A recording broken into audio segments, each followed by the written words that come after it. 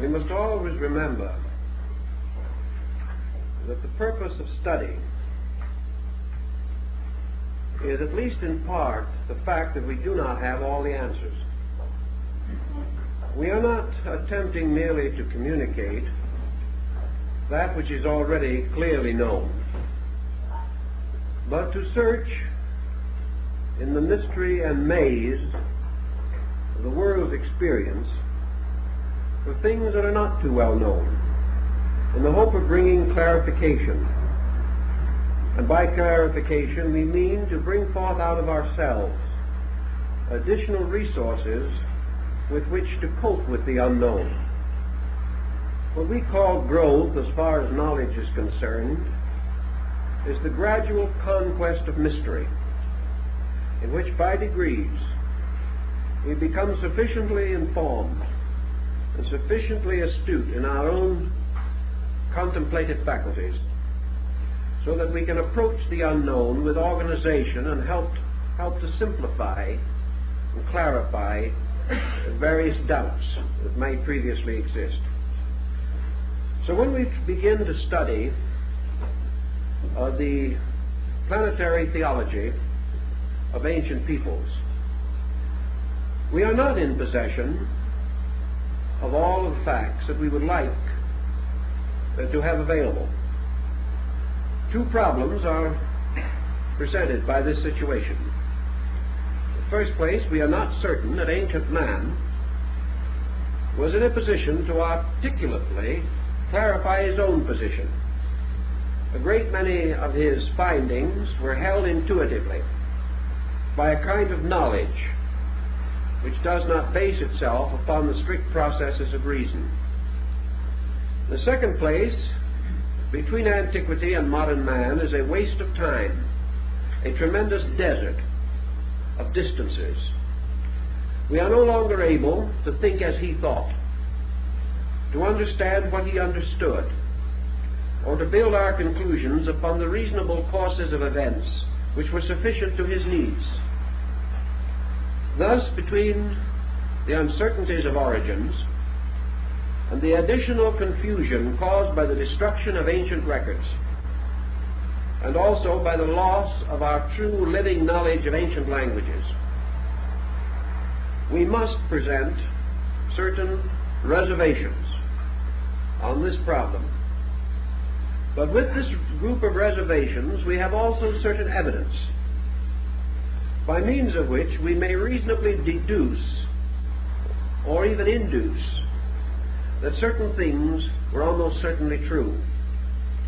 And perhaps by contemplating the network of symbols, we shall begin to appreciate or apperceive the principles behind the patterns which we can now contemplate. We must not assume that antiquity was all-knowing, nor must we assume that antiquity was all ignorant.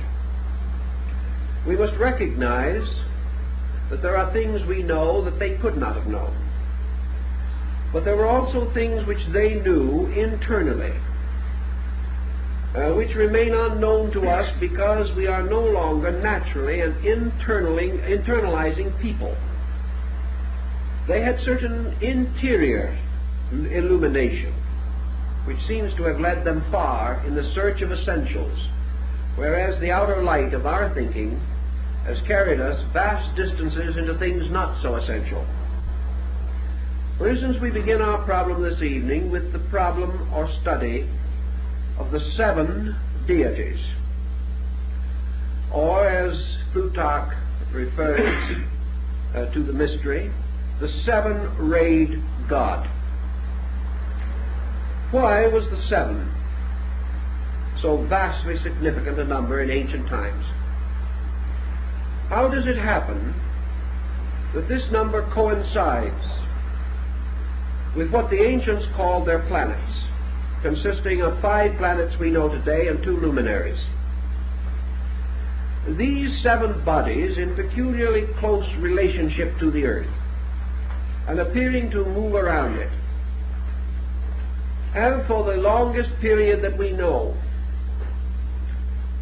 been highly symbolical and highly significant in relation to theology.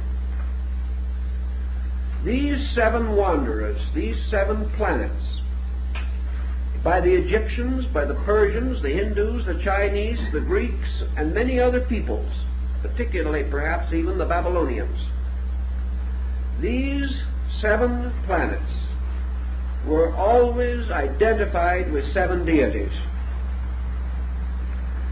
These seven deities, in all these different groups, divided and organized themselves in practically the same patterns. And the powers of these deities, regardless of the names by which they were known, were identical. Thus the number 7 comes to us with a tremendous and almost awe-inspiring pressure of validity.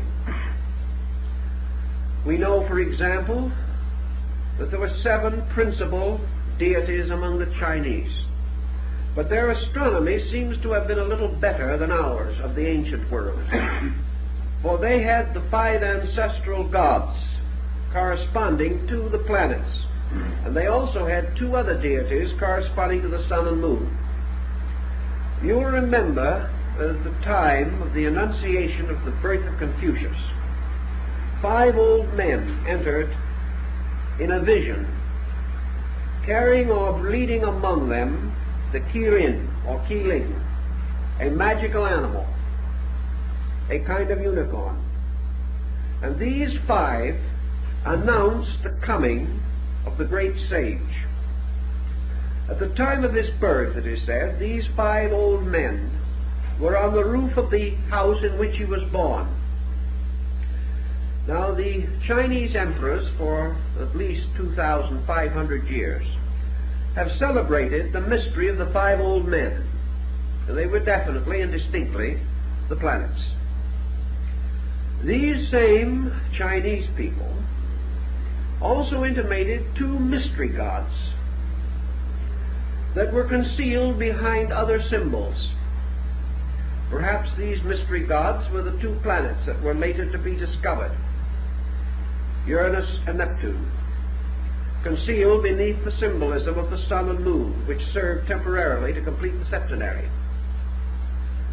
But we also know that in the Buddhist doctrine, there were 7 primary Buddhistic powers. These 7, the great eternal bodhisattvas, are never represented, however, in their fullness. We have only 5.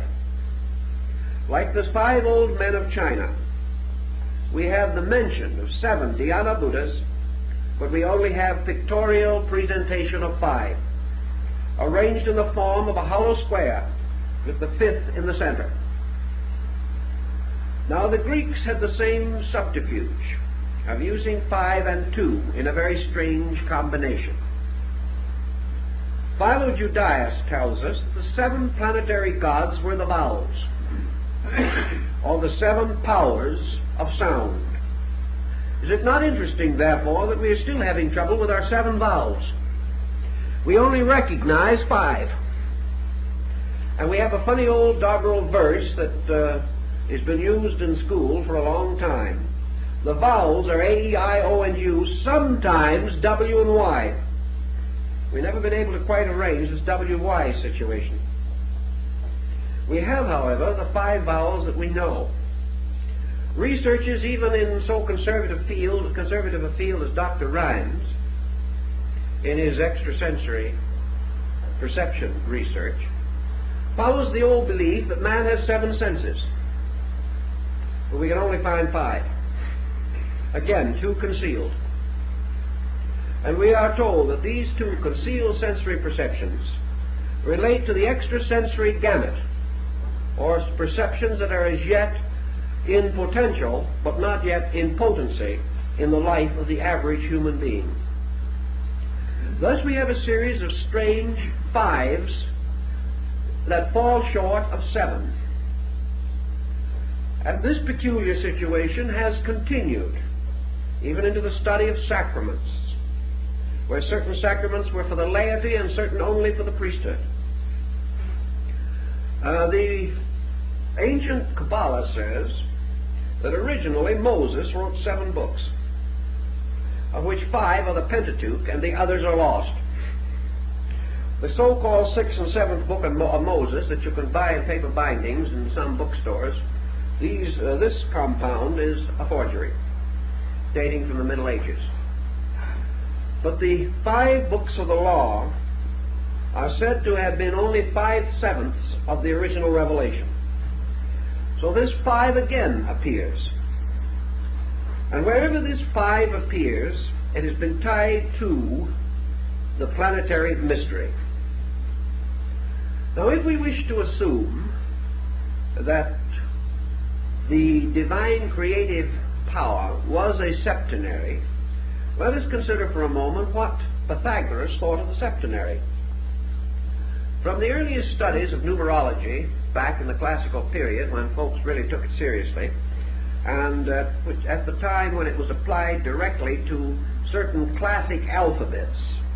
And this is important because in ancient times men paginated and numeralized by means of letters, which we no longer do.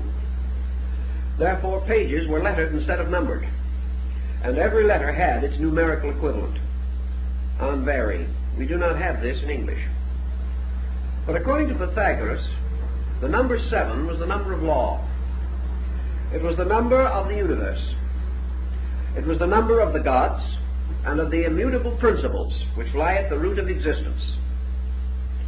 Irenaeus tells us that one of the old Gnostic symbols of Christ showed the head of the Savior surrounded by a halo of 7 rays.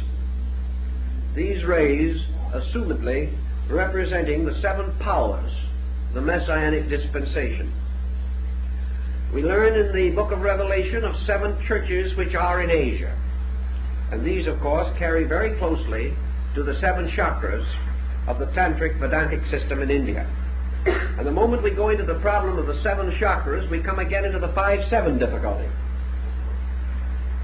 Because our systems in Asia break up, with some systems insisting that there are only 5 of these centers, and the other systems representing 5 developed out of 7 and 2 in potential.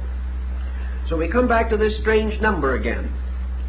And this number constantly fights the struggle between the 5 planets and the 7 members of the solar system anciently known and recognized. On another level then, let us go back to our Egyptian religion, where we learn that Ptah, P-T-A-H, the potter of Memphis, the deity who fashioned the world upon a potter's wheel in the form of the egg of Seb, the great mother goose.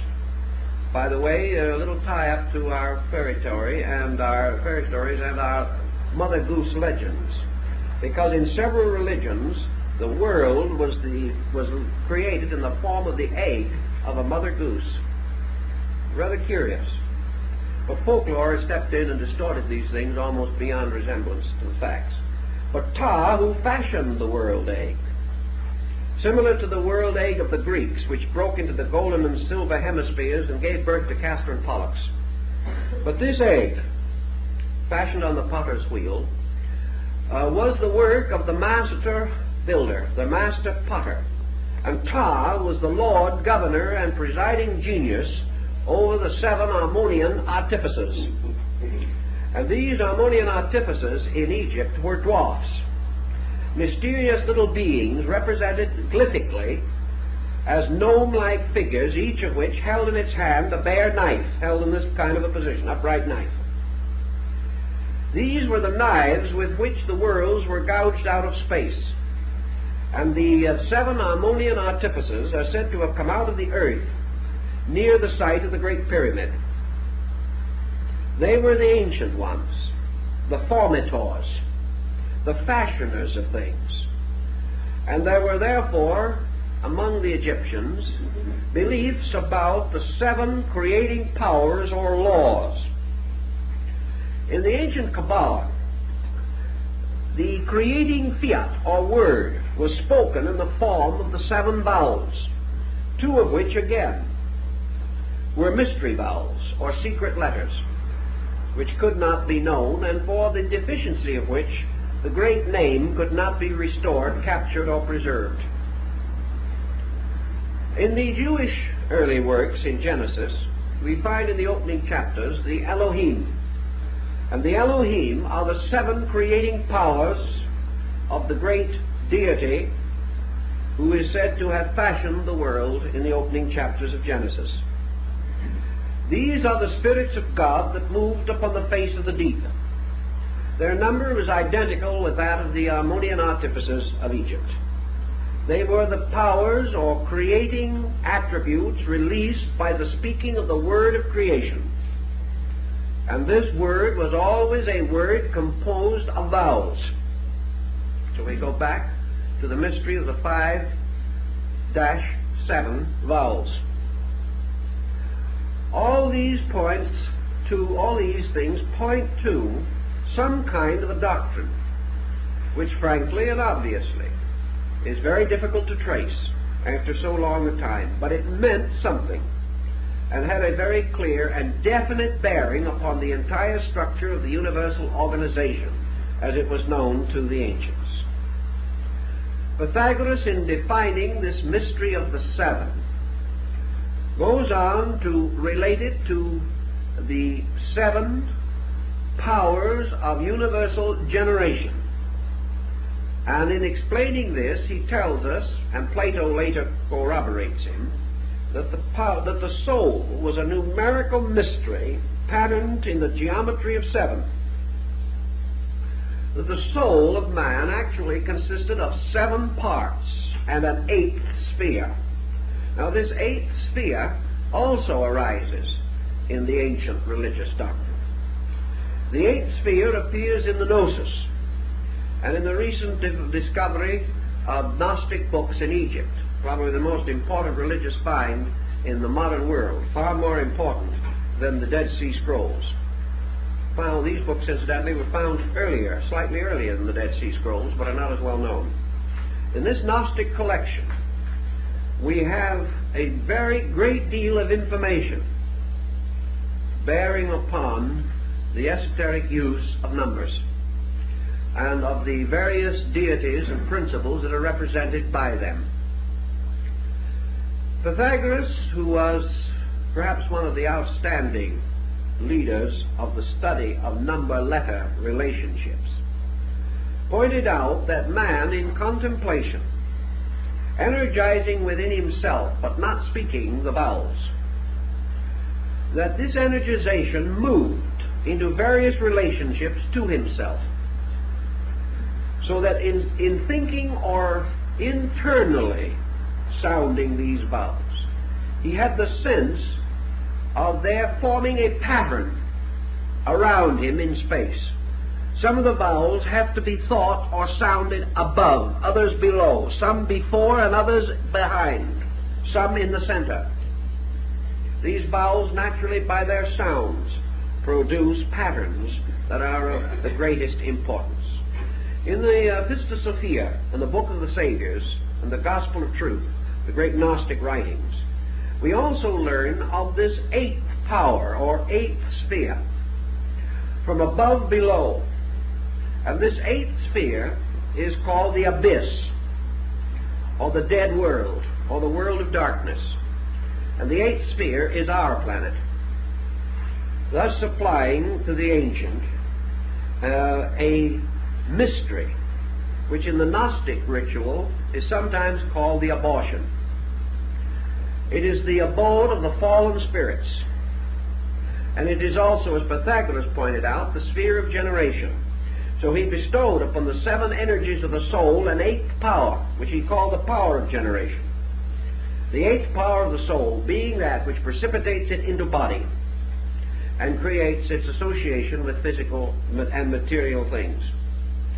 Thus the 8th planet and your Yezids of Iraq, your various sects worshipping the diamond peacock, also know of the mystery of the 8th sphere. And we have intimations of it and hints of it in many places. We find it in Christian religious symbolism, where the Virgin, clothed with the sun and carrying the man-child in her arms, is standing upon a globe. This globe is the eighth sphere which is beneath her feet, just exactly as it is presented in the Gnostic rituals. Now, if you go back to Revelation for a moment, you will come to the seven lamps and the great figure that moves among them. And we know that in the tabernacle and temple rites of the old Jews, the seven-branched candlestick is the symbol of the seven planets. All this shows a tie. It shows this tie returning. I talked to some of the medicine priests among our southwestern Indians. To them the planets also have peculiar meaning, although these Indians do not appear to be aware of any astro-theological symbolism such as we know. Still, these planets are superior beings, and why a light in the sky should so universally be so regarded, where it has no correspondence in human experience, can only tell us that either there was an ancient diffusion of this knowledge, or that man has intuitively developed it within his own psychic nature. And it is possible that Pythagoras being correct, and that man possessing a soul, which is archetypally sevenfold in principle, that this sevenfold archetype forces man to contemplate everything outside of himself in terms of a septenary. He cannot escape the incessant demand of discovering seven around him, because he moves from a point of seven within him. Such might sustain some of our thinking, and so we proceed to some of the theological systems of devices by means of which this particular and peculiar pattern is revealed to us. The seven great gods have always played their dominant roles, and each of these deities has had a common purpose or reason for the symbolism that has arisen around him. A very good description and discussion of this will be found in Godfrey Higgins' great work, The Anacalypsis, which is probably one of the most exhaustive and, for most readers, exhausting study of the subject that can be discovered. But Higgins, who had a monumental capacity for analogies, traced through practically every religion of the world, not only to discover the Septenaries, but also to discover the numerical equivalents of the names of deities, so that these in turn could be fitted into this essential septenary pattern. His attainments in this direction, or in these directions, were outstanding. Do we have, in our experience, certain patterns on which we can build? What are the analogies that we really know, or believe that we know? Let us begin with one of the luminaries that perhaps will offer itself for our early contemplation. The Egyptians declared that Isis represented or symbolized the lunar power. But this was not enough in itself, because in all these ancient peoples we can't exhaust their thinking with a single statement. Therefore, we have to go further. Isis representing the lunar energy from Isa, meaning ice, frozen, something held locked, crystallization. These terms might be applied to what we have often held to be the condition of things on the moon. But Isis, as the lunar mystery, represents the moon in the form of the generative impulse of the moon as mother, the moon as the source of fecundity, the lunar cycle, which is particularly preserved and was anciently religiously noted as being tied to the menstruation cycle, the cycle of fertility and of generation. Now, the moon, we know, has two phases or qualities which are particularly noticeable, namely that it increases and decreases in light, and that it is at sometimes full and at sometimes totally invisible. Also that it may appear as a crescent or as a partial sphere. So the Egyptians had two deities, the white and the black Hathor, to use in connection with the lunar phases. And the black and white Hathor governed or ruled the underworld. And the underworld, of course, now, for our thinking, is our eighth sphere, or the earth.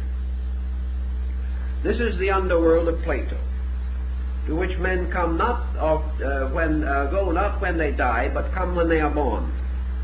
For this is the purgatorial, the underworld, right here among us, as we are gradually coming to realize more clearly every day. Now, Isis has a sister, whose symbol is called Nephthys,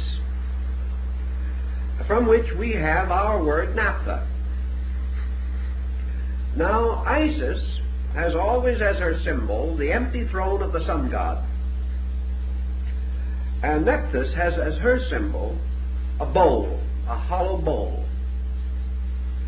The hollow bowl, of course, is the symbol of the earth, because the earth is the receptacle of energies, according to the ancients. It is the mysterious cup which catches the wine of the Eucharist, or the wine of life. The earth is the sangreal, which contains within itself the sangre real, or the blood of the king.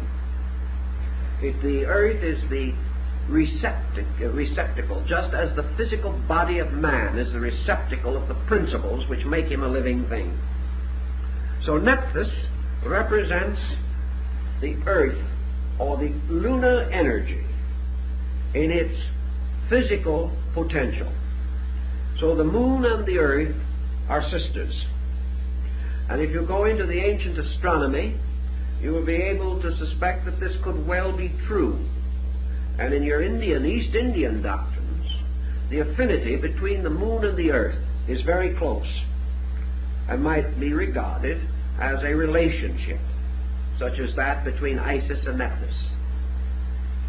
Now, in the other systems, we find other deities representing this. We have, for example, Diana, who is the great lunar deity of the Ephesians and Etruscans and other Greeks. Her bow is the lunar crescent.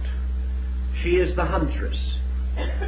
She is hunting for the deer, and is often found or represented in ancient art throwing her javelin or firing her arrow into the flank of a stag.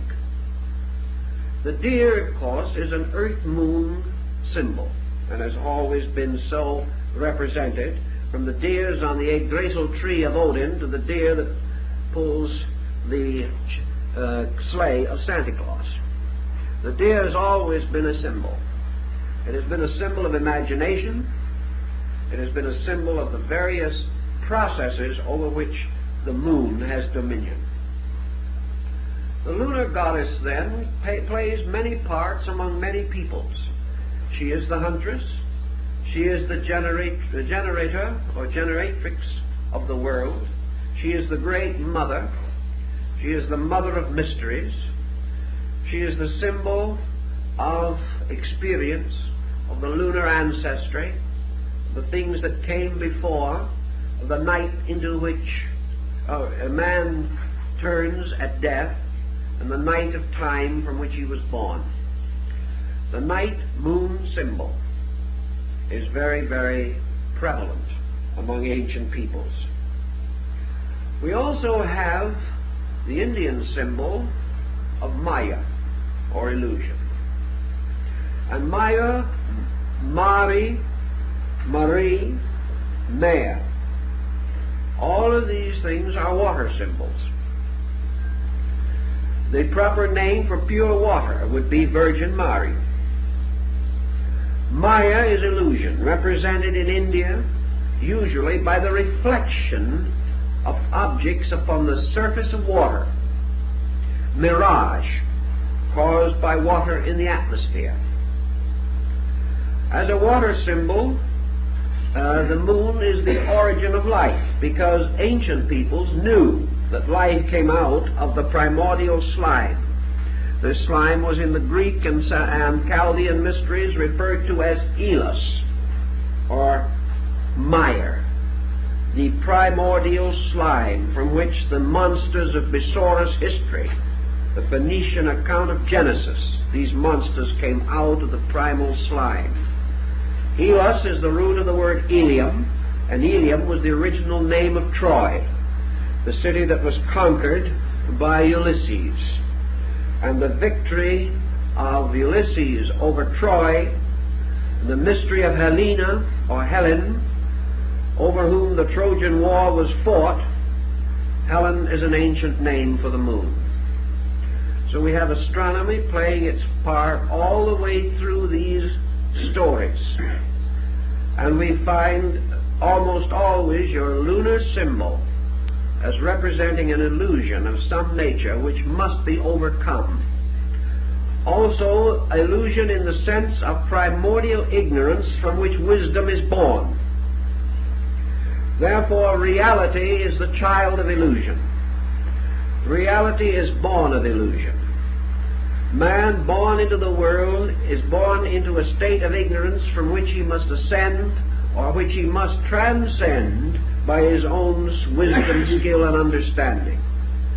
Therefore, through the illusion of life, through the miseries and misfortunes of ignorance, through wrong action, man is gradually pressed on to the achievement of truth. Therefore, truth is forever born of illusion. And it is also the radiant light born of the mother darkness, the light that shines in the darkness, and the darkness comprehendeth it not. So in other legends and in other peoples, we also find this story of the moon divinity. We have, for instance, the interesting note that when Michelangelo made his magnificent heroic figure of Moses, he placed lunar horns upon the forehead of the great lawgiver of Israel. No one knows why this occurred. But we do know that the ancient Jehovestic cult, which caused or leads to what is called the root J in the Jewish religious history, was originally a lunar volcano cult, whereas the Elohistic cult, or the branch E of the ancient Jewish descent, was the cult of the artificers of Egypt and the Elohim, or the builders. And these two were originally separate religions, but they were blended together. The horns upon the forehead of Moses remind us also of the horns upon the altars of the tabernacle, the horns upon the crown of Osiris, the horns upon the helmets of the Vikings and the ancient Nordic peoples. These horns are the lunar horns, just as surely as the ancient Ark of Noah, or the Ark of Noah, is the horizontal or fallen lunar crescent capable of holding water in the ancient beliefs, what we call the wet moon. Many, many such parallels. But now let us pass to another group, just to see what kind of trouble we can really get into. Let us take the character of Mercury. Now, the planet Mercury in astrology, which has come down from the inscriptive tablets of Sargon, and which has never changed greatly its meaning, either in Eastern or Western thinking. Mercury, to the old astrologers, was described as a neutral power. That Mercury served almost completely according to the nature of the planet with which it made its first aspect. That the power of Mercury, like that of the Greek Hermes and the Latin deity Mercury, derived therefrom with some restrictions, was the messenger of the gods. The peculiar symbol of the mercurial message, or the messenger, was the power of the dog, the faithful dog star. And the power of Mercury was associated with the faithful transmission of knowledge.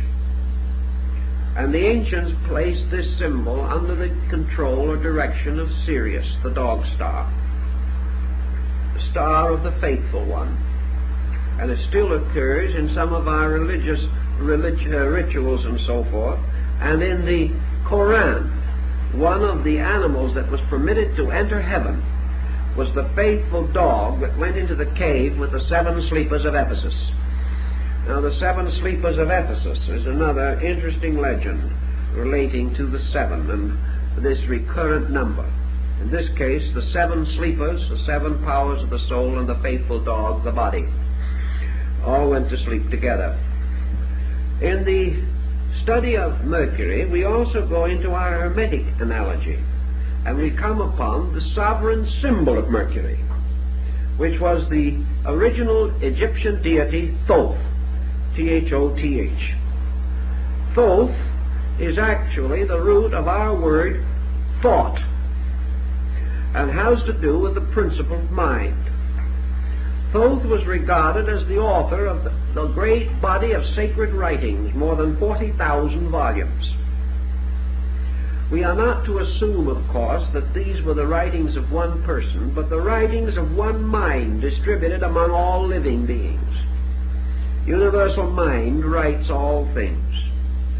The Thoth, or Toat, of the Egyptians later became the Thoth Hermes of the Osirian cycle, and this in turn the Hermes Trismegistus of the later Hermetic teachings which arose in Alexandria about the beginning of the Christian era. Thoth's symbol is a stylus and a writing tablet. He is the symbol of the faithful recorder of things. He is the one that receives the messages of the gods and faithfully preserves them for all time. He is therefore the symbol of the messenger. He arises as Merodach in another group of religions, Babylonian. He is also preserved to us under the form of Nebo, the deity from which the great kings of Assyria and Babylon, such as Nebo-Belshazzar, derived their name. They based their names upon this deity Nebo. It is also interesting that when Moses died, he died on Mount Nebo. And Nebo was the Mercury of these people, also represented with the stylus and the writing tablet, and in the Babylonian cuneiform described as the Lord of the writing table. The Lord of the writing table. And Moses died upon Nebo.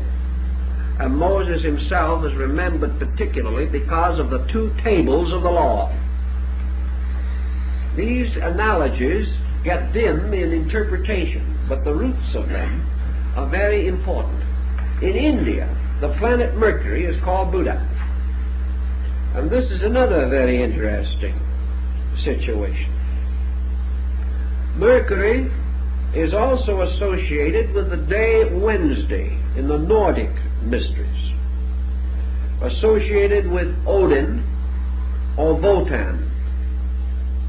And Wotan again occurs among the Quiches of Central America as their ancient navigating deity. Mercury or Buddha is represented in one of the Indian Buddhistic paintings as seated in the midst of the planets, acting as their messenger or servant. Buddha's power as Mercury therefore ties with the possibility of the philosophy of mind. And we know that Buddha, from the beginning of his ministry to the end, preached the danger of the wrong use of mental energy. Mercury in modern astrology is said to show the relationship between the mental energy of the individual and his ability to express himself through the sensory perceptions. Mercury, therefore, rules the five senses, which Buddha calls the five hindrances. Buddha was locked to the struggle to the death, practically, with the problem of those parts of man's constitution which are under the control of Mercury. Thus the religious symbolism and the philosophical symbolism tie together. The 7 days of the week, of course, are another interesting example of the septenary. And in the septenary we have another curious point. If you go around the world following the sacred days, you will find that for one of the religions of the world, every one of the days is sacred. This is a good point, because it might remind us of the fact that all 7 days are equally sacred in the first place, and that it is only our own limited virtue which forces us to restrain our good deeds, particularly to one day, because we haven't enough of them to go around. It's like, Mother's Day or something. The only day we can really work up a lot of enthusiasm on the subject. The whole thought is wrong. Now, for instance, in the Muslim faith, Friday is the sacred day. In the Jewish faith, Saturday. And in some of the early Christian faith, Saturday. Now, if we want to go back into the fight, we have to realize that we still have in the Christian world a tremendous struggle going on as to whether Saturday or Sunday is the correct day of worship. The other 5 days we're sure of, and here we have 5 out of 7 again. And 2 that we can't be quite certain as to what they should represent. But Venus is the ruler of Islam. And the crescent of Islam is not the crescent of the moon, it is the crescent of Venus. And as far back as 2,500 years ago, the observers in the valley of the Euphrates have discovered that Venus is never visible to us as a circle. It is only visible as a small moon, never full, but attaining maybe 2/3 or 3/4 of its fullness, but never complete, and usually visible only as a crescent. So the crescent of Islam is the crescent of Venus, as is indicated by the 5th day of worship, and also by the color green, which is the sacred color of Islam, which is precisely the color which was assigned by the ancients to Venus. So each religion, seemingly, breaks down upon this pattern. Here we have Friday, the religion of Venus; Saturday, Friday, the religion of Islam; Saturday, the religion of Israel; Sunday, the religion of Christianity. And if we study carefully and go back to the records, which is quite an imposing task, but it can be done, I have gone through it, we find every one of these days was essentially related to one of the great planetary mysteries. Now, you have seen perhaps, or at least have read in the paper, the story of the 7 wonders of the world. I'm sure if you saw the picture, you are as completely uninformed on them as you were before. It's a nice idea, but it did not quite gel. Too much economy in the wrong places. But anyway, we do know there were 7 wonders. And we do know that these 7 wonders, whether anyone recognized it or not, were the 7 wonders of the 7 planets. Now let's just see how that worked out. We'll consider the wonders of the world. Remember now the key words of the 7 planets in astrology. Saturn, the ancient symbol of death. Among the wonders of the world, the mausoleum of Halicarnassus, the great tomb, built in memory of the dead. The next one, Jupiter of the planets. The Olympian Zeus, one of the 7 wonders of the world. The next one, Mars, fire. The Pharos of Alexandria, the great lighthouse. The 4th one, the sun, Helios, the Colossus of Rhodes, the great figure of the sun god that stood over the gates of the city, or the harbor of Rhodes. Venus, the hanging gardens of Semiramis, queen of Babylon. Mercury, the great pyramid of Giza, sacred to Thoth Hermes, the master of the mysteries. And the moon, the temple of Diana of Ephesus. These were the 7 wonders of the world. Diana, a moon goddess. So every one of the 7 wonders, built by different peoples at different times, were by some strange circumstance dedicated to a different deity, never overlapping, and these 7 correspond exactly with the planets. And there can be no question that somewhere underneath that there was an intent or design of some kind. Again, your septenary, and of those great remains, those great monuments of antiquity, only one remains, the Great Pyramid of Giza. The others have vanished in the waste of time, and we know their places by legend only. We believe that part of the old ruins of the Hanging Gardens of Babylonia may exist, but we are not certain. So here again we have what were called the Pentacles, or the magical devices of the great creative septenary. And it would seem to me that developing of this idea might have been very interesting in connection with this motion picture that I mentioned, because it would show an ancient knowledge of astronomy and would also have revealed the mysterious fact that these various nations and peoples of different beliefs and of no great friendliness among themselves had all united to adore the seven powers of the soul. And each had chosen a different one. And each had chosen the one that was related to his own religion, showing that at that time there were 7 of these groups, each worshiping one of the 7 planets, powerful enough to undertake and complete the enterprise referred to under the story of the wonder, which one of the 7 wonders it may be. So here's another case where these planetary symbols have moved in on us. And we can keep on going, and we can find them in Polynesia. We find them among the Eskimos. We find them everywhere. And out of these symbols, we come by degrees, as in the case of Mercury, to the realization that we are dealing with basic or symbolic principles, that there is a relation between the sensory perceptions of man, the races of man, the continental diffusion of human culture, the species and the types, genera of living things, all of which are capable of septenary division, the different philosophies and schools of ethics, morality, all of these great structures fit together to form one basic concept. Now, in your ancient Greek music, you had the same problem. You had 7 musical modes. You had the 7 strings upon the Orphic lyre.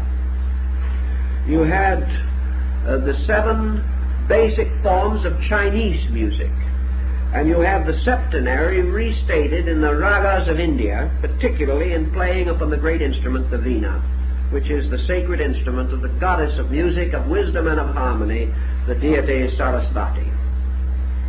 Always the same number. The Chinese named the strings of their musical instrument after the planets. If, therefore, this number continues and falls along as we have suggested, we cannot question that the ancients held these points to be valid, that this analogy was real and purposeful to them, returning to the 7 styles of architecture, the 7 liberal arts and sciences, the 7 sacraments, the cardinal virtues and the deadly sins, the seals of revelation, the trumpets that sounded, the lamps upon the altar, and all these mysteries, always identical in principle. Now let us take another one of our groups of symbols and see what we can do with the deity Osiris. Osiris, we are told, rules the underworld. You all know, we've written about it and talked about it many times, the legend of Isis and Osiris as it is contained in the account by Plutarch, one of the best and one of the earliest authorities that we have. We know that after his cruel martyrdom, Osiris descended into the underworld to become the lord of the quick and the dead. We know that his throne was set up in Amentet, the subterranean world. And here, with the attendance of his sister, wife, Isis, and her sister Nephthys. He became the judge in the great weighing of the soul. Plutarch tells us that Osiris is the subterranean sun, that he is therefore the light that shineth in darkness, and the darkness comprehendeth it not. This light which shines in the darkness is the night sun of Apuleius, who saw it blazing beneath his feet when he entered the sanctuary of Proserpine. Paracelsus tells us that there are 3 suns in the solar system, that every solar system has actually 3 sun structures or solar structures in it, as represented by the Trimuta of the Hindu.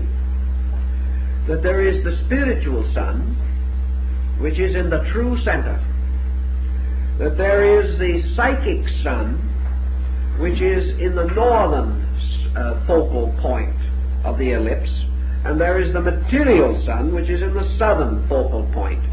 And the mental or psychical and the physical sun, called by the Persians and Hindus Asura and Asura, the true light and the false light, Ormuzd and Ahriman, the good angel and the fallen angel.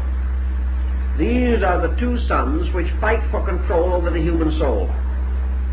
They must ultimately be reconciled in the true radiance of the spiritual sun, Ahura Mazda. So we have the 3-sun mystery.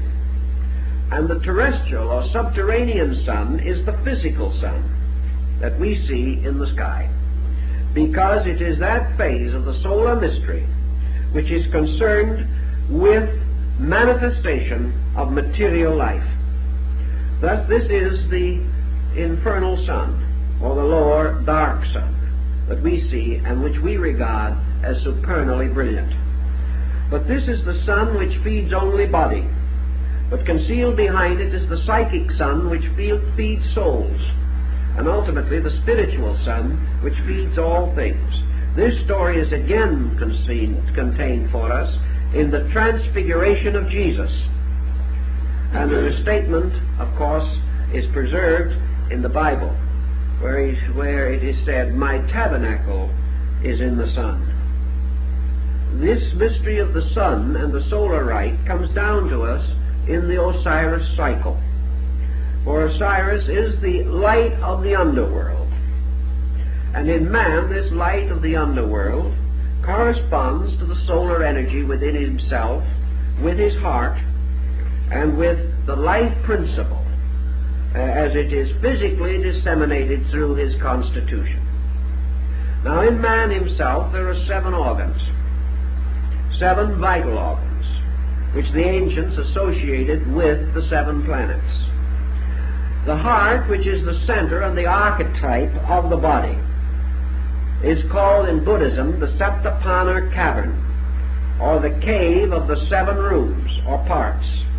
For the ancients recognized 7 structures consisting of auricles and ventricles and related parts. And of course the auricle in the heart is also the oracle of Delphi, for it was from the heart that the great oracular manifestations were revealed. As the man thinketh in his heart, so is he. The heart is therefore the oracle, placed in the center of man's earth, which is of course the omphalic stone at Delphi. In this mystery also, the Hindus tell us that there are 7 parts of the brain. And Albertus Magnus gives us also the septenary division, that the 7 planets are posited again in the brain as their polar positive extremity, and that also, as the earliest researchers indicated, there are 7 sections of the human eye, and that every part of the body is septenary. We know that there are 7 important ductless glands forming the endocrine chain, which still represents the most mysterious structure of the body, And I was talking to a doctor not more than 3 months ago, and he said, yes, we still think in terms of the 7 ductless glands, although we have a tendency to gloss over it, for the reason that we understand 5 and know nothing of the other 2. We have the same problem again coming up. The pituitary and pineal, while we may not say we know nothing about them, we do know something, but we do not know enough about them. We know a considerable amount now about the pituitary, but the Sabbath gland, the 7th, the gland of the arch of the entire system, the keystone, is still an almost impenetrable mystery. This 7th, by the way, is the eye, the mysterious, internal or all-seeing eye of the mysteries, which is again the symbol of Osiris, as worn upon the throne crown of of Isis. So these problems come back in great mystery to us. But Osiris, as the subterranean sun, his body filled with eyes and plumed with the crowns of the north and south, or the extremities of existence, is part of a great solar cycle mystery. And his relationship to Typhon and the destroyer is not difficult for us to restore if we think a little. Quetzalcoatl, the feathered serpent deity of the Mayas, is another Mercury god, or another Hermes. And under the heading of Hermes, we have practically all the messengers of the gods. Now let's give a little thought to our old friend Jupiter. Jupiter, or Zeus. One of our problems today is that we are almost totally ignorant of the most interesting mythology that we come in contact with, and that is the Greek. With the exception of those mystifying and hopelessly inadequate fables so lovingly preserved for us by Bullfinch, we have almost no knowledge of Greek theology. We have some fables and legends of Jupiter riding around in space in his chariot, or changing himself into a bull and carrying away Europa. These things are comparatively meaningless as we are now given them, but that they are meaningful must have been true. Otherwise they could not have held the admiration and respect of a people. For the creative power of the material world, the Demyergus, or artifact, or artificer, the builder of the material world of things. Zeus is divided into 2 other deities, Zeus Poseidon and Zeus Hades. Both Poseidon and Hades, the water and underworld deities, are aspects of Zeus, or belong to his order. Therefore, the Greeks tell us there was a celestial Zeus, the one sitting in the heaven with the thunderbolt. There was an aqueous, or terrestrial Zeus, Poseidon, lord of the seas. And there was an infernal Zeus, Hades, keeper of the underworld. And these 3 were the aspects of the mundane creating power. And these 3 aspects give us the 3 objective worlds in which we exist. Zeus, therefore, in man psychologically corresponds in many ways to the rational ego.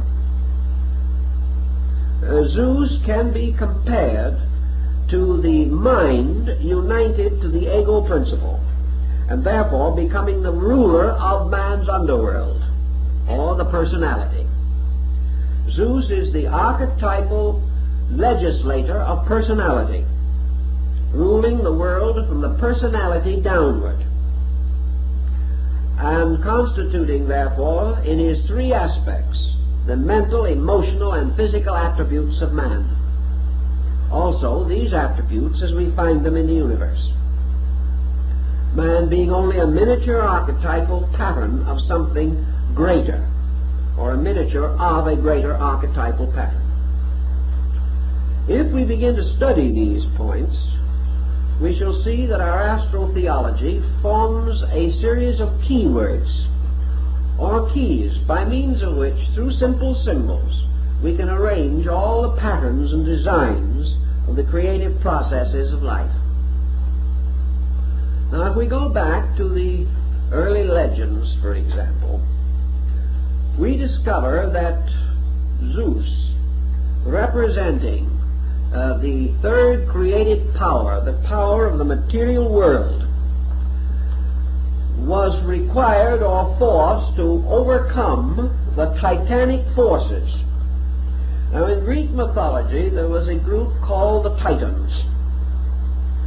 And the Titans are the ones who stole Dionysus, or Zagreus, the son of Zeus, took him out into the fields of space, killed him, boiled his body, and ate the flesh.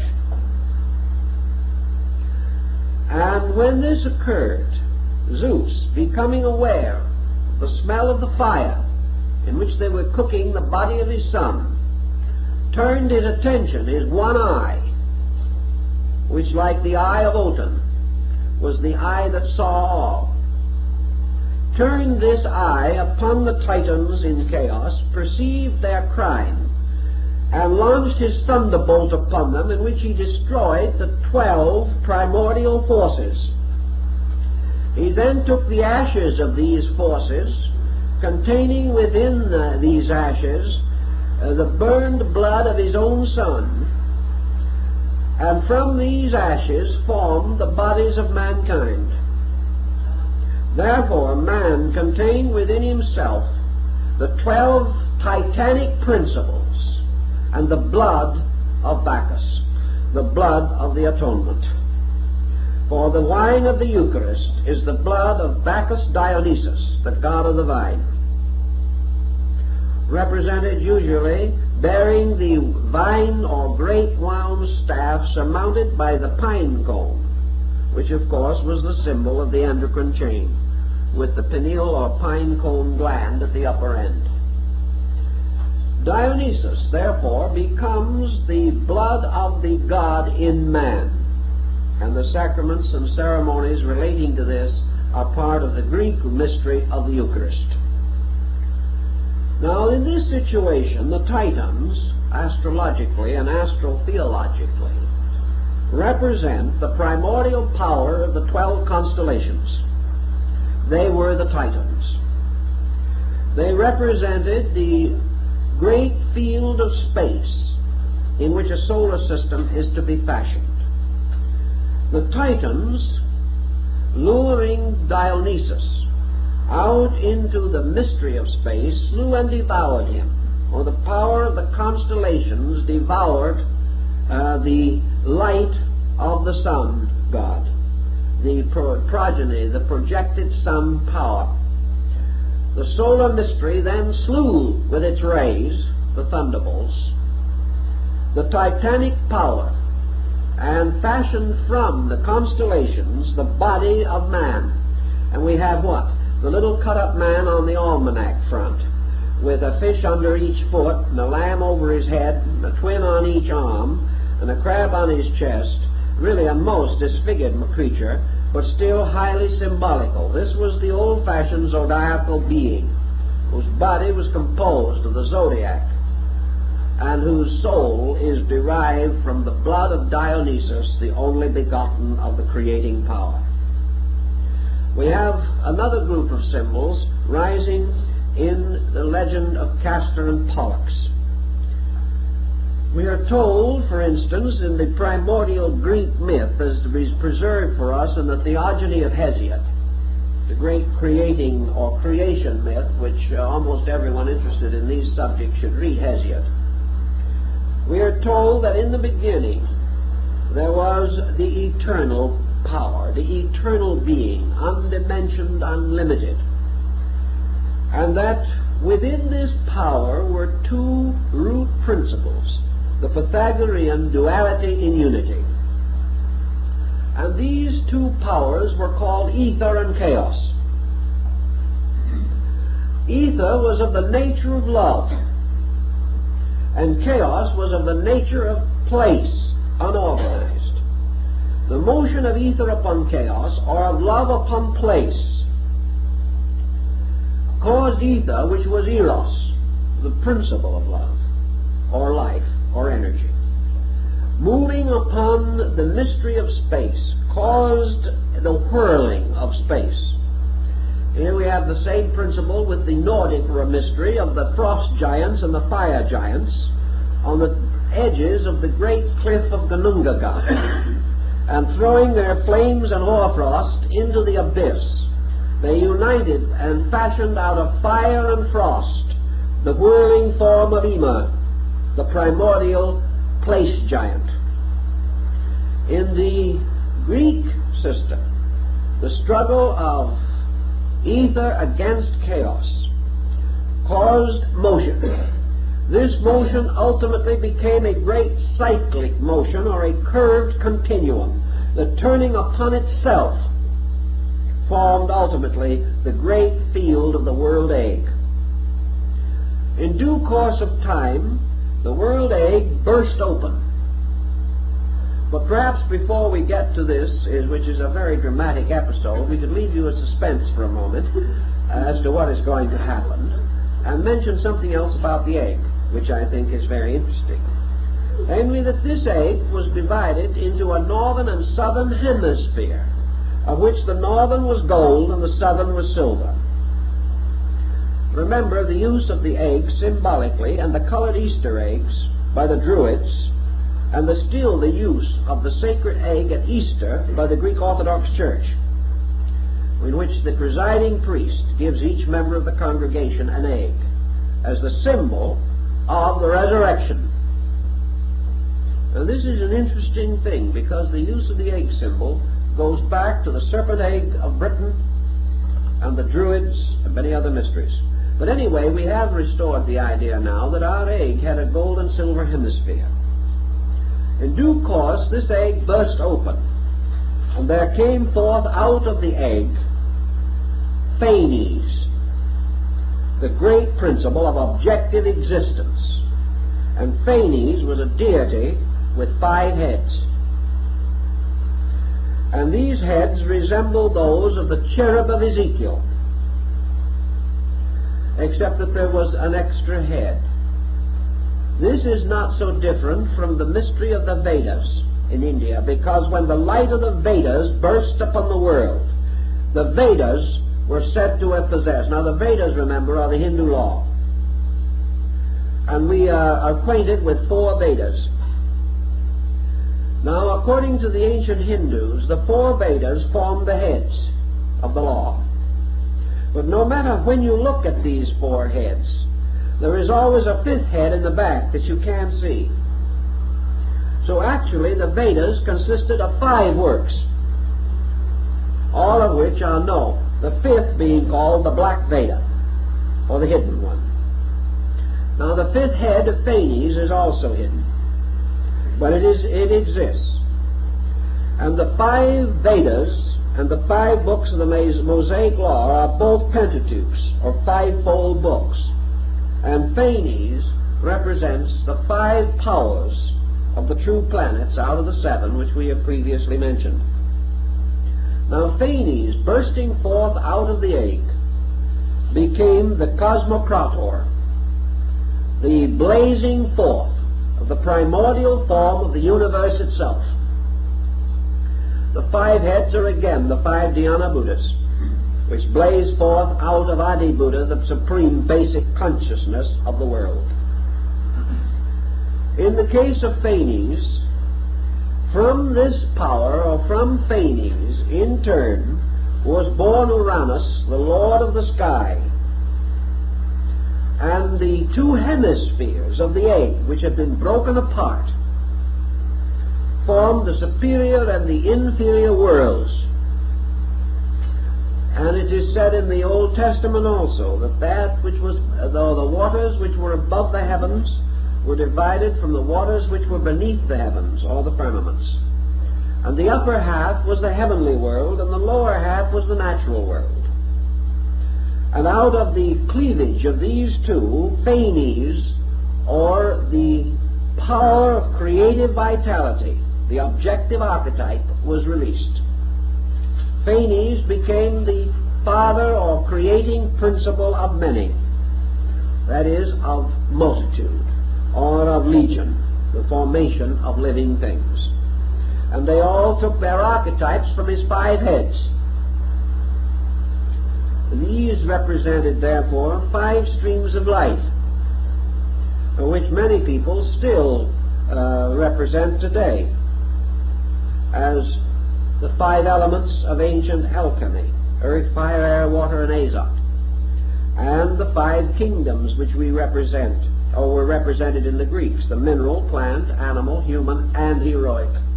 The 5th being the power of ether, or the energy of the soul, Akasha. In the development of these legends, therefore, we have the use of elements, we have the use of signs.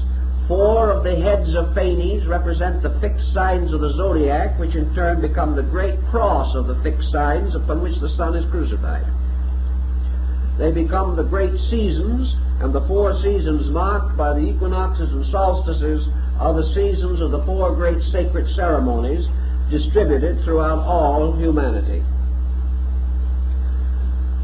If then we are to assume that these things simply arose from accident, that somebody sitting down tried to figure this out, where would we get?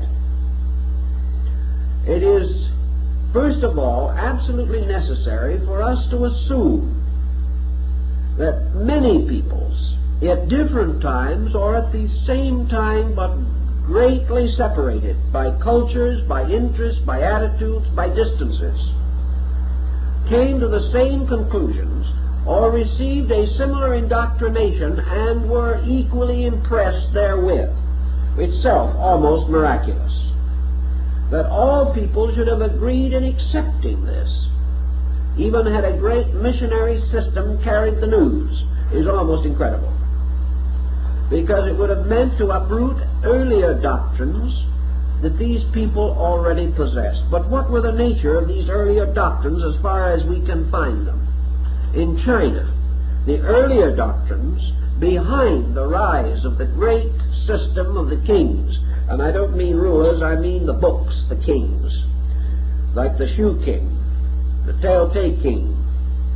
These great books, which began from the reign of the Emperor Fu Yi, the earliest historic emperor, we know from the legends of China that prior to this, the Chinese people venerated the stars and built their great system upon the stars. We know that when Muhammad entered Mecca and overthrew the idolatry that was there, he was attracting the ancient religion of the Near East, particularly of Arabia, Persia, and what we now call the Eastern Mediterranean. And this religion was Sabianism, the worship of the stars. We know that the earliest faiths that we have of Egypt indicate that they were preceded by an astronomical cult. We know this was true in the valley of the Euphrates. In other words, all of our religions as we know them rose among people who had previously worshipped nature, the heavens, the earth, the seasons, and similar sidereal phenomena.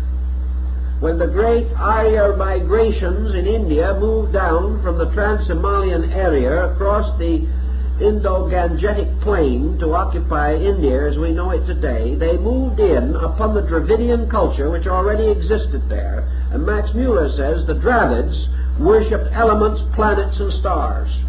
So Indian culture, as we know it, arose in an environment previously controlled by star worship. How does this happen? Where was this star worship? These people were not astronomers as we know them. They did not have the equipment. They could not have known the universe as we know it today. Yet their background was the worship of heavenly bodies, elements, and things of that nature. Several groups of researchers have tried to solve the basic mystery that this presents. And we always come back to the same inevitable. namely that the impression of these patterns arises from the constitution of the human being himself.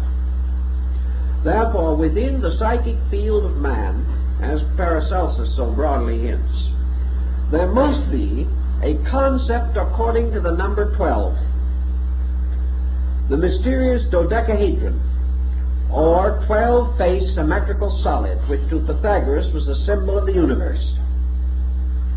This has to exist as an archetypal energy symbol within the human being, the ultimate recognition that all things that happen within 12, or within a 12-fold diffusion of potential.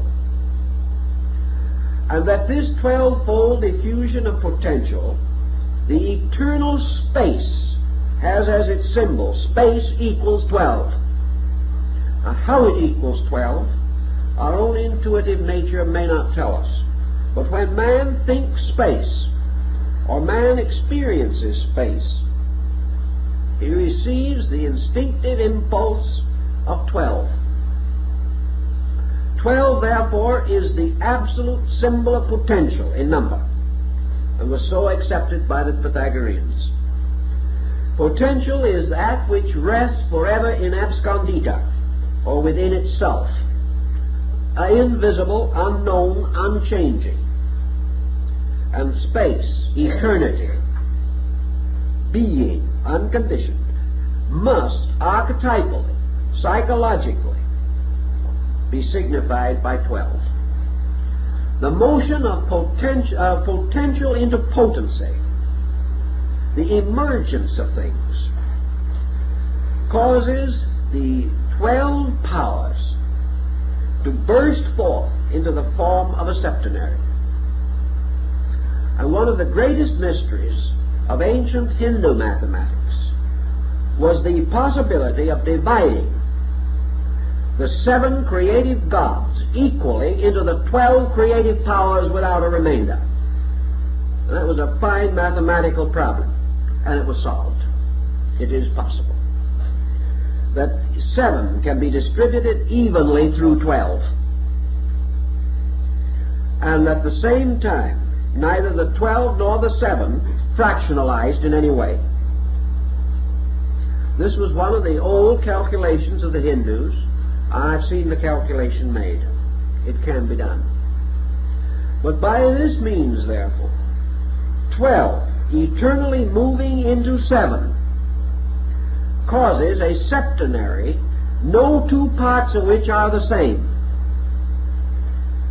Therefore, no one of the septenary contains the same relations of the 12 elements, nor all of them. Thus we have 7 basic potencies, or powers, which are the objectifications of the 12 potentials. And this moving from the state of 12 in suspension to 7 in projection constitutes creation. Creation, therefore, emerges as a septenary. Now, the septenary in this case is mysterious for 2 reasons. And in order to understand this mystery, we must again go back to our ancient peoples. We know that they recognized 5 elements. And we know also that they recognized man as consisting of 5 parts, yet they always called him a septenary.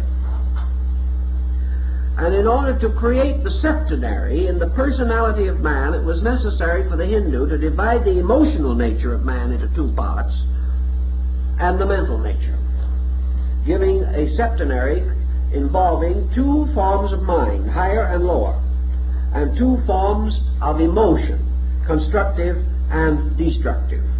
But this was not the original intention. This was again the blind, or the subterfuge. In the creation of a solar system, according to the ancient Hindu astronomers, each of the planets has 5 bodies, and they share together the 6th and 7th bodies of the sun. Therefore, the sun, as a field of energy, surrounds the planets, and the sixth and seventh body of each planet is part of the solar body. So there are 5 distinguishable planetary bodies. And the sun then has its own 2 indivisible natures or qualities which permeate the other 5, forming again this mystery of the 5 and 2. Because the 6th and 7th bodies of planets are not individualized, but are within the 6th and 7th orbits of the solar mystery, or in the womb of the sun. They are not born. Only suns are born. Planets are embryos. Therefore, no form of life on a planet can transcend 5 levels of development without moving from a planetary to a solar focus. Thus, the 6th and 7th Buddha to come are secret. The 6th and 7th senses are secret. The 6th and 7th vows are uncertain. Always the same symbolism. And in this, the ancients used the sun and moon as the parents of the world, the marriage of the sun and moon producing man, as symbols of these 6th and 7th bodies, which later will be clarified through the release of these perceptions after man attains the 6th and 7th level of consciousness within himself. But the fact that man must accomplish this by universalizing his own nature is indicated in Buddhism, Hinduism, even in Christianity, for universal consciousness, cosmic consciousness, true development of illumination, or the complete perfection of the mystical experience, means that the consciousness of man moves from the 5 planetary levels which can be reached for the senses to the 6th and 7th which belong to the sun. For the sun is the Messiah and the mystery center of the solar system, and the 6th and 7th degrees of consciousness have to transcend matter, whereas the other 5 are within the power of matter. So these calculations were made long ago. We wonder sometimes how they were made, but they were. And they have survived to influence every thought we have had since. Now some will say, and perhaps with a measure of sense of justification, therefore, that when we explain all of this, we are only going to explain the way man thought in the first place, and we still have no way of knowing whether it's true or not. That even if man had all these conceptions, are these conceptions valid? I think the answer to that lies again in our effort to understand how these conceptions came into existence. What is validity? Is validity to be based merely upon a physical scientific approach to a subject which cannot be so approached, and for which we have no instrument of any kind? The moment we transcend the phenomenal experience of living, we are out of the sphere of science. We can go far off into space and hunt for the orbits of other planets, but we are still on the level. We are not escaping from the 5 zones which belong to planetary consciousness. To escape from those zones, something has to happen inside of us. We have to find the mysterious door in heaven, which John found, and proceed out of the sphere of effects into the consciousness of causes. This is your 6th and 7th mystery. And in the human being, the 6th and 7th part of his own energy field he shares with all other human beings. That is why it is possible for man to attain not only brotherhood but identity. This brotherhood cannot be attained on the lower levels, but if man has a certain experience of consciousness, he can become unified with all others of his kind, because in every species the 6th and 7th part of the septenary constitution is shared by the entire species. Thus we all move from individuality to universality as we ascend. Man seeking for these integrities, for these values, can therefore only find them by the personal experience of these causes. So this brings us to another interesting group of analogies. The ancients believed that when the law, the Torah or the Veda, or whatever you want to call it, was placed into the hands of the great messianic teachers, of which 7 are of particular interest and integrity as the founders of the great religions of the world, that these powers not only fashioned the bodies and structures of these religions, but as one of the old Rosicrucian adepts symbolized in an ancient work that he did, he represented this mystery by by 2 interlaced triangles in the form of a 6-pointed star with a dot in the center. In each case, he placed one of the planets in the center and the other 6 in the circumference points. And changing the center one each time, he found that with 7 he could bring all of the planets once to the center, and then he would have a circumference, and in no 2 cases would the circumference be exactly the same, because a different one would be in the center. This, he said, was the ancient arrangement or order of the astro-mystical theology of the ancient religious systems. In antiquity, they did not have religions as we know them today divided into 4 or 5 great name groups. Religion in those ancient times consisted in the veneration of certain deities, and many peoples, not even speaking the same languages or knowing each other at all, worshiped the same deities. But altogether, there were approximately 7 of these major religious motions. Each of these religious motions, like the 7 wonders of the world, had a different core point. It was moving on a different member of this septenary body. I was mentioning this but long ago when someone pointed out, but Life magazine says there are not 7 great religions, there were only 5. And they gave 5. What about the other 2? Well, that's an interesting point. There were more. But again, the 6th and 7th religious power has not been given strictly to religions. It has been given to all of them in common. There are 2 powers which they share in common. In the development, however, of a simple symbolic septenary of planets, we do have what appear to be 7, but 2 are luminaries in disguise.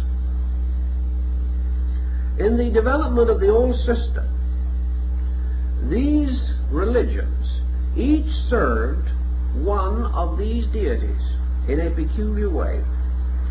And each of these deities represented one of the basic aspects of consciousness. The religions, therefore, actually formed, as in the legend of Jacob's ladder, a ladder of values. For each religion was like a chakra in the great Kundali system of the meditating deity who fashioned the world. Religions, like races, were specializations of the soul powers of man, and these specializations were septenarial, so that there were 7 great houses of God with certain esoteric disciplines and rites and symbols and allegories and legends peculiar to them. And these religions arose within racial structure and within national distribution.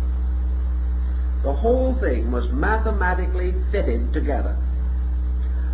Frank Higgins, Masonic writer, working about 35 years ago, took the globe of the planet and he began to study this problem of the 6-pointed star with a dot in the center. And he placed this star within the interior of a globe, with the upper and lower points coinciding with the poles. He then whirled this star, so to say, within this globe, causing the other 4 points of the six-pointed star to make lines around the globe at the points where they actually touched the surface, the inner surface of the globe. And he considered these points degrees of latitude. He then went on and continued his studies by dropping lines from various parts of the earth to the core and to the opposite side, always keeping the original form of the six-pointed star. As a result of that, he came up with a very interesting discovery, that the great religious centers of the world all fall geographically almost exactly on the spots indicated by this division and this placing of the six-pointed star within the globe. In other words, if you drop a line from one of the great centers, like the Great Pyramid, right straight through the earth, you'll go through another center, world famous as a religious institution. You go through these systems, and he made a very careful study of it and came to some extraordinary conclusions, that the entire distribution of man's worship has been mathematically correct in terms of the earth on which he lived, which is not remarkable when we realize that whoever built the pyramid not less than 4,000 years BC was able to orient that building at that time to the 11th decimal point. We could hardly do it today without a great deal of calculation. Anyone who could do that must have had a profound knowledge of something, particularly of the art of construction and building and of mathematics and astronomy. So these people had some basic concept of these things. Now the old peoples, the wise peoples of long ago, have another answer to this problem. Namely that in a very remote time, say the Hindus, there descended upon this earth the rishis, or the great ones. That they were the immortal sages, that they had grown up and become wise and perfect in ages of culture and civilization long before the creation of man, or perhaps even the creation of the solar system. That they were the products of great previous evolutionary cycles, and that they were the ones who placed these first findings at the disposal of man. Therefore that man did not discover them, he was given them. And that gradually these ancient ones departed and left man to the continuance of the knowledge which they had bestowed. That is an ancient Indian belief, East Indian. There is also the story that the ones responsible for these achievements of man were essentially the lunar ancestors, or the Pitris, and that they belonged to the previous cycle of life prior to the creation of the earth, which was while the moon was a live world. And that from these distant and remarkable sources this knowledge came. We say this is legend, but we are still confronted with the problem of how were these things discovered? And why is it that with thousands of years of work we have been unable to disprove them with all that we claim to know? And that step by step, as we move forward, we go back to Plato, back to Pythagoras, and back to these ancient calculations. We have our choices. We can psychologically say that these ancient ones, the rishis and the sages, represent the potential of our own superconscious.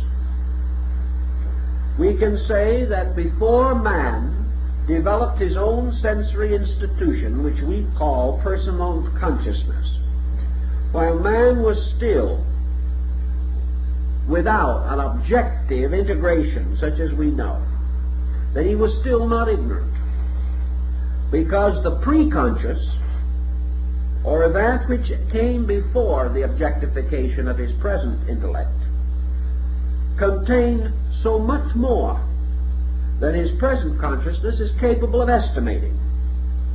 Man's consciousness, like the little nursery rhyme, sort of came out of the everywhere into the here. And it knew much more when it was everywhere than it does now.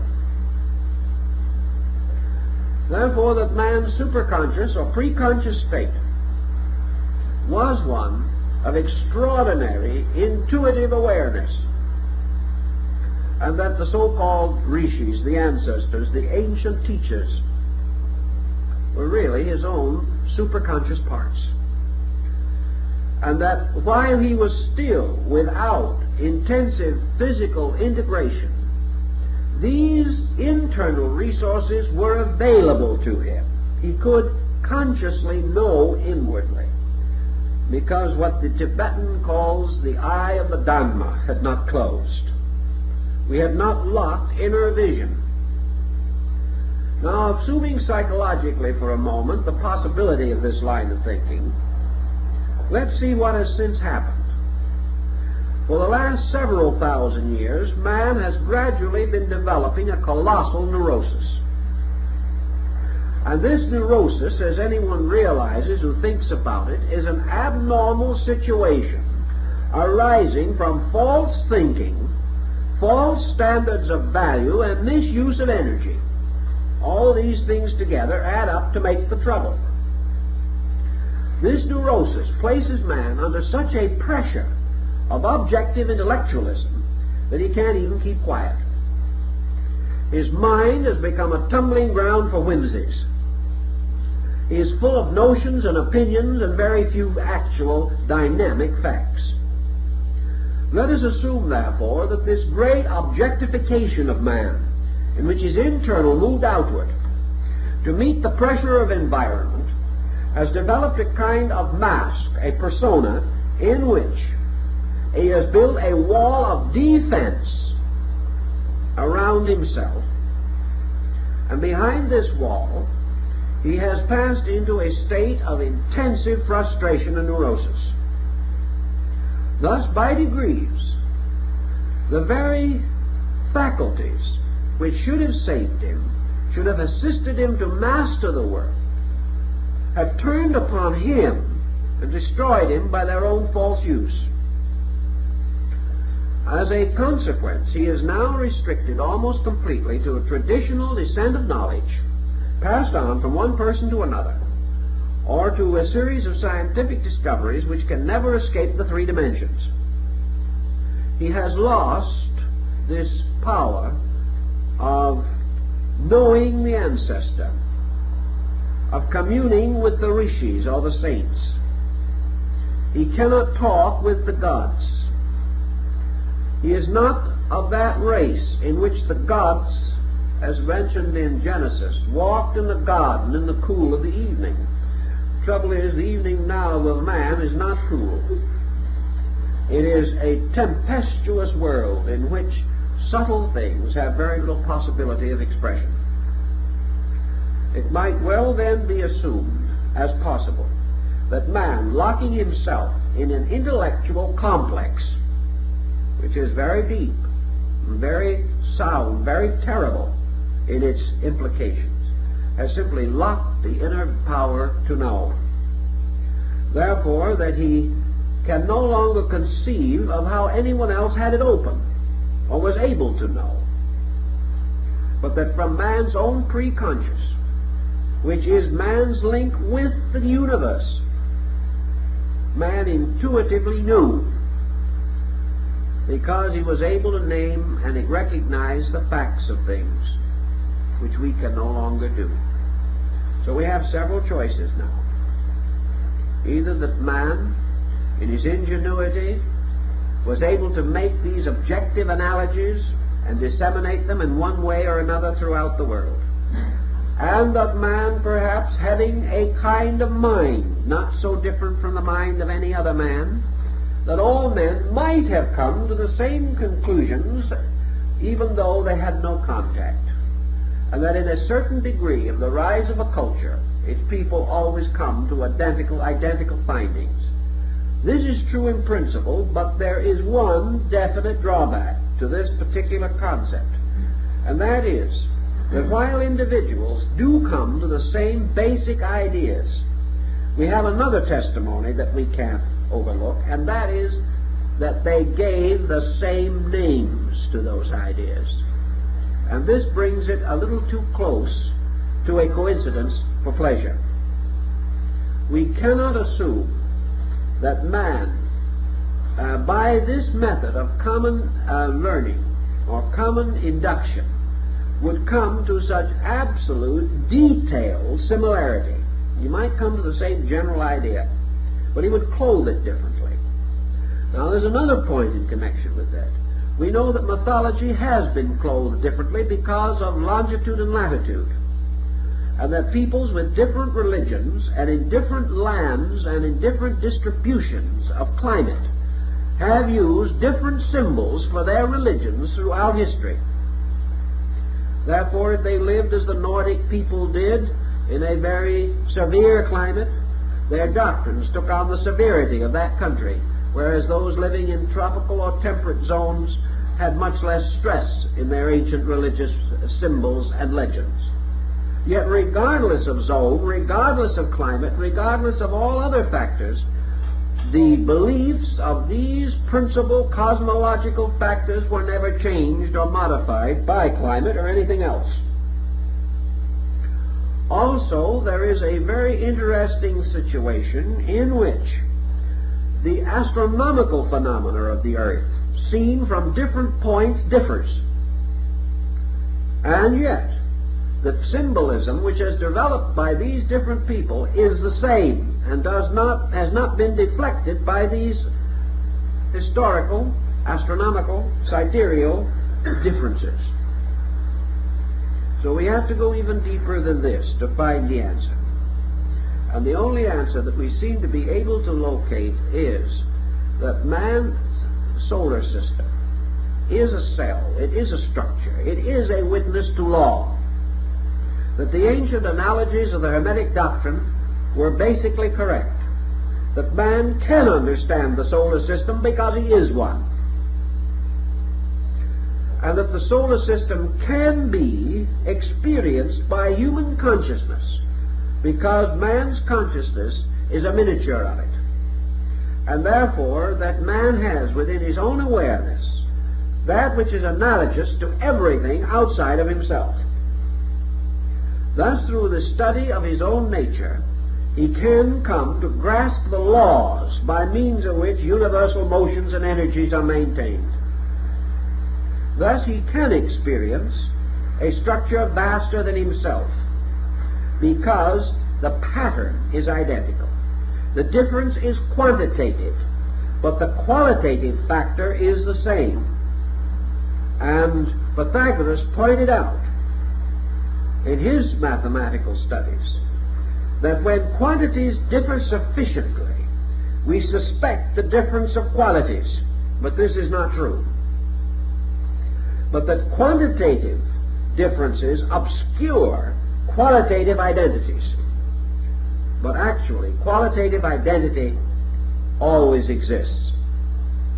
Thus man, by extrasensory perception as we call it today, or by intuitive knowledge, possessed prior to the obscuration of consciousness by sensory development, might have been able to archetypally know all things and name them according to their true natures. Then when he finally went to sleep in objectivity, these subjective things passed backward into a kind of dream state. Then your religious mysteries and your great mystical institutions and your ancient ceremonial rites came into existence, and they were rites of dreams. They were created to artificially force man away from the objective focal awareness to which he had become addicted. The ancient priesthoods worked with trances. They even used narcotic drugs. As the American Indian mystic did, they used fumigations, and a very common device among ancient people, fasting. by means of which the sugar content in the brain was reduced, causing the tendency to psychic phenomena. But all of these things that were done, like the reveries of the psychological analysis, were disciplined efforts set up by religion and philosophy to release the preconscious state of man's knowing through initiation, through ceremonies and rites, so that man could again attain the availability of the true knowing locked behind false knowing. If such could be conceived to be the case, I think we would then understand this archetypal system and recognize that our so-called astral theology is simply a shorthand system, a system of symbols, by means of which the individual, by using symbols for ideas, can mathematically and geometrically restore the basic formulas of existence. And he has warmed these formulas beyond mathematics by bestowing upon them not only number, but moral, emotional, mental, and ethical dimension. Conveniently doing this by creating divine beings to symbolize number. These beings are gods in the Greek and other pantheons, the great orders of divinities of ancient worship, which are actually symbols of living mathematical focal points, endowed with the qualities of those points as well as the quantity or mathematical distribution of pattern, on the basis that the ancients maintained, namely that every mathematical formula was also a moral structure, a living thing, not merely a dead pattern. All this type of thinking might give us a clue to the archetypal astronomy and how it has affected our religions and why it cannot apparently be removed from religion, and how religion has continued to build on it even though it has ignored it, and continues to preserve it even though it might preach against it. And so, denying these things in many instances, religious and philosophical systems continue to use them, never for a moment intending to stop using them, because the pattern, the circumstance requires this formula, although we do not like to acknowledge where it came from. So out of these considerations, perhaps, we'll get ourselves ready for some more heavy weather next week.